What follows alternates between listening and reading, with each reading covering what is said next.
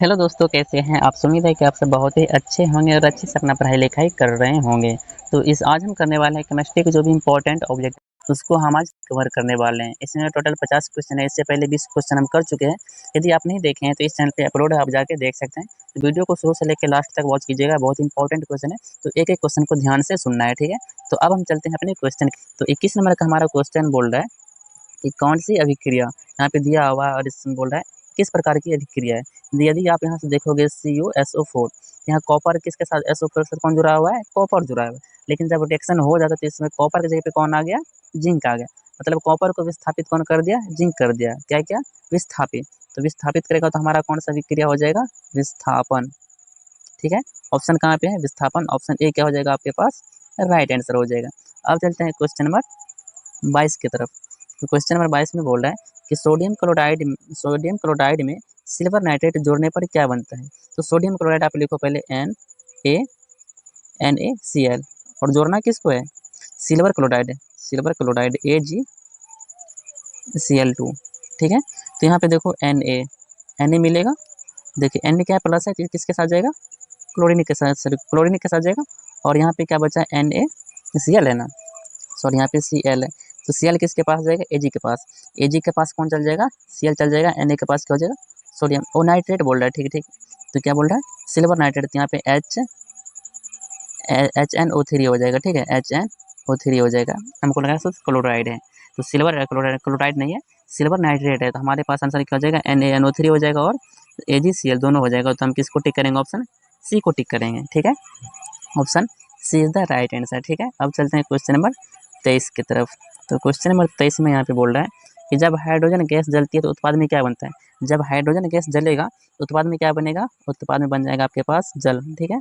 तो ऑप्शन क्या हो जाएगा आपके पास? ऑप्शन हो जाएगा आपके पास B is the right answer. जल बोलो या फिर पानी बोलो। तो क्वेश्चन नंबर 24 बोला संतुलित रासायनिक समीकरण का उदाहरण क्या है। तो यहाँ पे देखिए जल, ठीक है, H2O। यहाँ में हाइड्रोजन कितना है? 2 है। हाइड्रोजन यहाँ पे कितना है? 2 है। तो हाइड्रोजन 2 यहाँ पे भी है और 2 हाइड्रोजन यहाँ पे भी है। ऑक्सीजन यहाँ पे कितना है? देखिए तो ऑक्सीजन कितना है? 1 है। एक ऑक्सीजन है। लेकिन यहाँ पे ऑक्सीजन कितना है? 2 है। देखिए ये पहले असंतुलित है नहीं है कि यहाँ पे ऑक्सीजन कितना है? 2 है, लेकिन यहाँ पे एक ही ऑक्सीजन है। इसको संतुलित करेंगे तो यहाँ पे हमको 2 लगाना पड़ेगा आगे में, लेकिन 2 लगाया हुआ है नहीं, तो ये क्या है? असंतुलित। और असंतुलित ही हमको क्या है? चुनना है। तो ए ही नंबर का हो जाएगा, ऑप्शन ए हमारा क्या हो जाएगा? आंसर हो जाएगा संतुलित रासायनिक समीकरण। Option A is the right answer. तो अब चलते हैं क्वेश्चन नंबर किसकी तरफ? 25 की तरफ। तो 25 नंबर बोल रहा है बेकिंग सोडा का रासायनिक नाम क्या है। सबसे पहले इसका फॉर्मूला भी पूछ लेता है, ठीक है। इसका फॉर्मूला आपको याद रखना है, क्या होता है? सॉरी NaH, सॉरी पेन खराब है थोड़ा, NaHCO3, ठीक है। तो बेकिंग सोडा का रासायनिक सूत्र क्या है? उसका रासायनिक सूत्र सोडियम बाइकार्बोनेट। ऑप्शन क्या हो जाएगा आपके पास? B is the right answer. और फॉर्मूला भी आपको याद रखना है, क्या होता है? NaCO3, किसका? बेकिंग सोडा का। अब चलते हैं क्वेश्चन नंबर 26 की तरफ। क्वेश्चन नंबर 26 में आपके पास रिएक्शन दिया हुआ है ऐसे ऐसे करके, और बोल रहा है किस प्रकार की अभिक्रिया है। यहाँ पे आप देखो एक बड़ा सा पदार्थ 3 भागों में टूट जाता है। जब 3 भागों में टूट जाता है तो उसको क्या बोलेंगे? टूटता है तो उसको बोलेंगे वियोजन अभिक्रिया या तो फिर अपघटन अभिक्रिया, ठीक है। तो वियोजन ऑप्शन में दिया हुआ नहीं, ऑप्शन में दिया हुआ अपघटन। तो अपघटन को टिक करके हम आगे बढ़ जाएंगे। ऑप्शन आपके पास क्या हो जाएगा? सी इज द राइट आंसर। तो अब चलते हैं क्वेश्चन नंबर 27 की तरफ। क्वेश्चन नंबर 27 में बोल रहा है कि जिंक सल्फेट और हाइड्रोजन गैस किस अभिक्रिया से प्राप्त होता है। देखिए जिंक सल्फेट भी प्राप्त होना चाहिए और क्या? हाइड्रोजन गैस भी प्राप्त होना चाहिए। तो यहाँ पे देखो Zn प्लस में H2SO4, ये जब रिएक्शन करेगा तो रिएक्शन के दौरान क्या बन जाएगा? जब यहाँ पे रिएक्शन करेगा तो हम यहाँ पे लिख देते हैं, तो ये बन जाएगा ZnSO4। काहे कि यहाँ पे देखिए हाइड्रोजन को विस्थापित कर देगा कौन? जिंक। प्लस में इधर क्या बन जाएगा? हाइड्रोजन गैस इधर विस्थापित हो जाएगा, अलग हो जाएगा। तो ऑप्शन आपके पास क्या हो जाएगा? Option A is the right answer, ठीक है। जब इसको रिएक्शन करवाएंगे तो हमको क्या क्या प्राप्त होता है? गैस प्राप्त होता है। कौन सा गैस? Hydrogen gas. वही बोल रहा है कि हाइड्रोजन गैस प्राप्त होता है। बोल रहा है जिंक सल्फेट और हाइड्रोजन गैस, जिंक सल्फेट और हाइड्रोजन गैस किस अभिक्रिया से प्राप्त होता है। तो हाइड्रोजन गैस तो इसी से प्राप्त होता है ना, ऑप्शन ए से, ठीक है। तो हमारे पास ऑप्शन ए का क्या हो जाएगा? राइट आंसर हो जाएगा। अब चलते हैं क्वेश्चन नंबर 28 की तरफ। तो क्वेश्चन नंबर 28 में आपके पास समीकरण दिया हुआ है ऐसे करके, और बोला इसमें AgCl क्या है। तो AgCl एक ठोस के रूप में अभिक्रिया में नीचे बैठ जाता है। जो नीचे में बैठता है उसको अवक्षय बोलते हैं। और वो किस अवस्था में रहता है? तो वो रहता है ठोस अवस्था में। ठीक है। अवक्षेप किस अवस्था में रहता है इसको भी रखना, अवक्षेप ठोस अवस्था में रहता है। तो हमारे पास आंसर क्या हो जाएगा, option B is the right answer. अब चलते हैं क्वेश्चन नंबर 29 पे। तो क्वेश्चन नंबर 29 में बोल रहा है कि ऊष्मा शोषी अभिक्रिया क्या है। ऊष्मा शोषी अभिक्रिया, ऊष्मा शोषी में क्या होगा, ऊष्मा सोखेगा, मतलब बाहर से ऊष्मा देना पड़ेगा। यहाँ बोल रहा है ऊर्जा का क्या होता है, ऊर्जा शोषित होती है। तो हाँ, ऊर्जा शोषित होता है, ऊर्जा बाहर से देना पड़ता है। उत्सर्जन किस में होता है, उत्सर्जन होता है ऊष्मा छिपी में, क्या होता है, उत्सर्जन। तो यहाँ पे ऑप्शन बी में जो दिया है, तो ई आंसर तब होगा जब यहाँ पे ऊष्मा छिपी लगा हुआ था, तो हमारा ऑप्शन क्या हो जाता है, बी आंसर होता है। लेकिन यहाँ बोल रहा है ऊष्मा शोषी, तो हमारा आंसर आपके पास क्या हो जाएगा, option A is the right answer. तो एक को हम टिक करके आगे बढ़ जाएंगे। चलते हैं क्वेश्चन नंबर 30 की तरफ। तो क्वेश्चन नंबर 30 हमारे पास है और बोल रहा है कि रासायनिक अभिक्रिया संतुलित करते समय किसका ध्यान रखना चाहिए। तो वहाँ पे हमको ध्यान रखना क्या रखना चाहिए, अभिकारक और उत्पादों की द्रव्यमान। अभिकारकों का भी ध्यान रखना चाहिए और उत्पादों का जो द्रव्यमान है उनका भी ध्यान रखना चाहिए। तो ऑप्शन आपके पास क्या हो जाएगा, option A, option A is the right answer. अब चलते हैं क्वेश्चन नंबर 31 की तरफ। तो क्वेश्चन नंबर 31 में बोल रहा है पानी का इलेक्ट्रोलिसिस का उदाहरण क्या है। तो उसका उदाहरण क्या है, अपघटन। जब आप घटन करोगे तो उसी को बोलते हैं, जब जल के द्वारा किसी बिजली से अपघटन करा जाता है तो उसी को बोलते हैं इलेक्ट्रोलिसिस। तो अब यहाँ पे बोल रहा है कि CaO और जब H2O रिएक्शन करता है तो क्या बनता है, CaOH का Hall2 उत्पाद का नाम क्या है, इसका नाम क्या है, तो सेलेक्ट लाइम है, ठीक है। और इसका नाम एक और है, आप बता सकते हैं, इसको बोलते हैं बुझा हुआ चूना, बुझा हुआ चूना, इसी का नाम है क्या, बुझा हुआ चूना भी है और सिलेक्ट लाइम है, ठीक है। आपको ध्यान में रखना है, दो में से कोई एक ऑप्शन में देगा, आपको टिक कर देना है। अब क्वेश्चन नंबर 33 में बोल रहा है रासायनिक अभिक्रिया में कौन सा अवलोकन परिवर्तन को दर्शाता है। तो रासायनिक अभिक्रिया में रंग परिवर्तन होता है, आप पढ़े होंगे, तापमान परिवर्तन भी होता है, गैस परिवर्तन, लेकिन इनमें से सभी हो जाएगा, ठीक है। तो अब चलते हैं क्वेश्चन नंबर 34 की तरफ। तो क्वेश्चन नंबर 34 में बोल रहा है कि फोटो डिकम्पोजिशन का उदाहरण क्या है। तो ये भी क्या है, इम्पॉर्टेंट है आपके लिए। तो यहाँ पे ऑप्शन निकल जाएगा आपके पास B is the right answer. Question को आप ध्यान से देखिए, तो हमारा आंसर क्या हो जाएगा, option B is the right answer, ठीक है। तो अब चलते हैं क्वेश्चन नंबर, यहाँ पे बी को आपको टिक कर लेना है। क्वेश्चन नंबर 35 की तरफ चलते हैं। तो क्वेश्चन नंबर 35 में बोल रहा है कि अपघटन अभिक्रिया के लिए आवश्यक ऊर्जा का स्रोत क्या है। तो गर्मी से भी दे सकते हैं ऊर्जा, प्रकाश से भी दे सकते हैं, विद्युत से भी दे सकते हैं। तो उपरोक्त में से क्या हो जाएगा, सभी हो जाएगा। तो ऑप्शन आपके पास क्या हो जाएगा, 35 का डी हो जाएगा। अब क्वेश्चन नंबर 36 को देखने वाले हैं। बोल रहे हैं जिंक और सल्फ्यूरिक एसिड की अभिक्रिया से बनने वाला उत्पाद क्या है। देखिए जिंक है और क्या है, सल्फ्यूरिक अम्ल, यानी कि H2SO4। ये जब रिएक्शन करेगा तो ये SO4 जो है जिंक के साथ हो जाएगा, ZnSO4 हो जाएगा और प्लस में H2 गैस बाहर चल जाएगा, ठीक है। तो यहाँ पे क्या है, जिंक, देखिए ऊपर में बोला जिंक क्लोराइड, क्लोराइड का तो इसमें बात ही नहीं है कि इसमें सल्फेट का बात है। तो जिंक सल्फेट आया है, ठीक है, और हाइड्रोजन गैस। तो हमारा ऑप्शन क्या हो जाएगा, बी आंसर सही हो जाएगा। यहाँ पे देखिए बना हुआ है, अभी है क्या, जिंक सल्फेट बना हुआ और हाइड्रोजन गैस। यहाँ पे बोल रहा है जिंक सल्फेट और हाइड्रोजन गैस। तो ऑप्शन क्या हो जाएगा आपके पास 37 का B is the right answer. अब चलते हैं क्वेश्चन नंबर 37 की तरफ। तो क्वेश्चन नंबर 37 में आपके पास रिएक्शन दिया हुआ है और इसमें बोल रहा है किस प्रकार का रिएक्शन है, ठीक, कौन सा भी क्रिया है, यहाँ पे देख सकते हैं। यहाँ पे देखिए आयन का आदान प्रदान होता है, ठीक है। यहाँ पे देखिए Na और Cl एक जगह हो गया, जो कि मतलब आयन से क्या है, और बाकी जगह पे अपने अपने सेपरेट हो गया। इसको हम जब आयन में जब क्या होता है, विनिमय होता है, तो उसको हम क्या बोलते हैं, द्विनिमीय अभिक्रिया, ठीक है। क्या बोलते हैं, द्विनिमीय अभिक्रिया बोलते हैं। तो ऑप्शन आपके पास क्या हो जाएगा, option D is the right answer. अब चलते हैं क्वेश्चन नंबर 38 की तरफ। क्वेश्चन नंबर 38 में आपका दिया हुआ इसमें बोल रहा है कौन सी अभिक्रिया है। यहाँ पे ऑक्सीकरण भी होता है और अपचयन भी होता है। तो यहाँ पे ऑप्शन निकल जाएगा आपके पास दोनों, ठीक है, दोनों हो जाएगा आंसर। हाँ, दोनों इसमें दिया हुआ भी है, ऑप्शन निकल जाएगा आपके पास इज द राइट आंसर। ऑक्सीकरण भी हो जाएगा और अपचयन भी हो जाएगा। अब चलते हैं क्वेश्चन नंबर 39 की तरफ। तो क्वेश्चन नंबर 39 में बोल रहा है जंग लगने की प्रक्रिया कौन से परिवर्तन है। लगने की प्रक्रिया भी ऊपर बताए थे, कौन सी अभिक्रिया है, तो रासायनिक अभिक्रिया है जंग लगना। बाकी भौतिक में क्या हो जाएगा, जैसे कि बर्फ का पिघलना भौतिक हो जाएगा, पानी से वाष्प का बनना भौतिक हो जाएगा, और दूध से दही का बनना रासायनिक अभिक्रिया हो जाएगा। इसको भी ध्यान में रखना है। अब चलते हैं क्वेश्चन नंबर 40 की तरफ। तो क्वेश्चन नंबर 40 में बोल रहा है कैल्शियम कार्बोनेट का अपघटन का उदाहरण क्या है।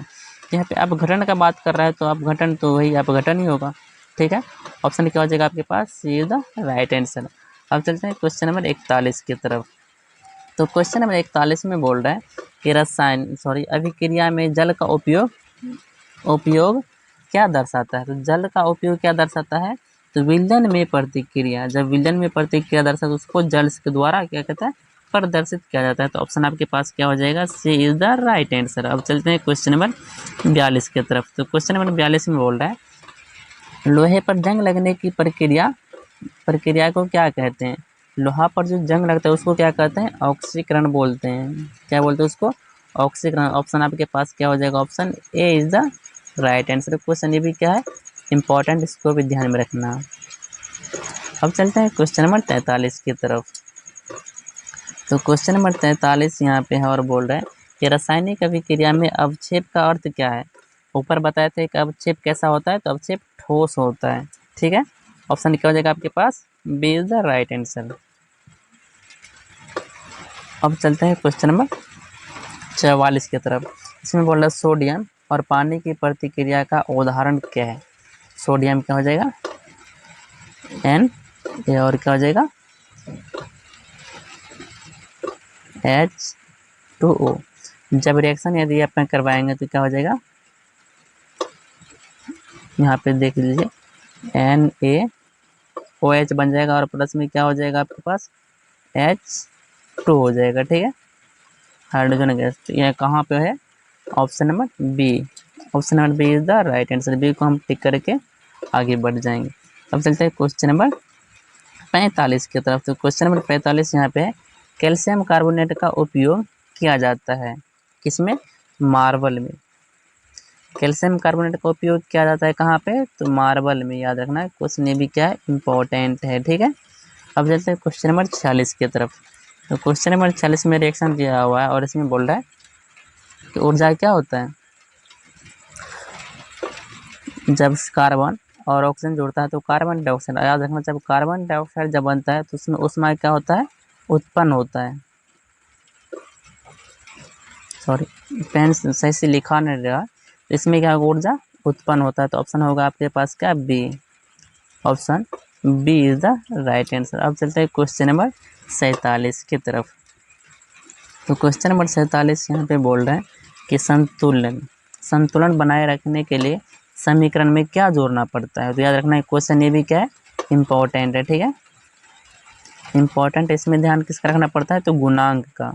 जो आगे में संख्या से मल्टीप्लाई करते हैं ना कि संतुलन बनाने के लिए, उसी को बोलते हैं गुणांक। तो ऑप्शन आपके पास क्या हो जाएगा, option A is the right answer. अब चलते हैं क्वेश्चन नंबर 48 की तरफ। तो क्वेश्चन नंबर 48 में यहाँ पे बोल रहा है कि जलने की प्रक्रिया के लिए आवश्यक क्या है। देखिए, जब तक ऑक्सीजन नहीं रहेगा कोई पदार्थ आपस में जलेगा नहीं। जब तक ऑक्सीजन नहीं रहेगा तो कोई पदार्थ नहीं जलता है। जब कोई पदार्थ जलता है तो वो ऑक्सीजन की उपस्थिति में ही जलता है। ऑक्सीजन जब तक नहीं रहेगा तो कोई पदार्थ नहीं जलेगा। तो ये बोल रहा है कि जलने की प्रक्रिया के लिए आवश्यक गैस, जलने की प्रक्रिया के लिए आवश्यक गैस कौन सा है, तो ऑक्सीजन गैस। ऑप्शन क्या हो जाएगा आपके पास, B is the right answer, ठीक है। चलते हैं क्वेश्चन नंबर 49 की तरफ।